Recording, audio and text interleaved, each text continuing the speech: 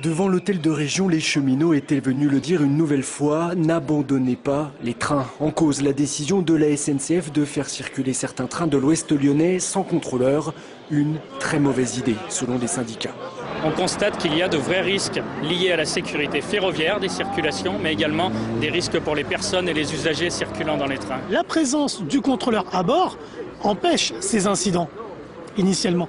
Et ça, on ne peut pas le quantifier. Le travail bien fait reste opaque. Après plusieurs semaines de conflit avec la direction, les cheminots en appelaient donc au conseil régional qui siégeait aujourd'hui. Celui-ci a répondu en votant un amendement qui impose à la SNCF d'employer au moins un contrôleur dans chaque TER. C'est bien, ça réaffirme des choses qui sont très intéressantes pour nous et qui vont indirectement nous servir aussi par rapport à l'Ouest lyonnais, parce que rien n'est précisé.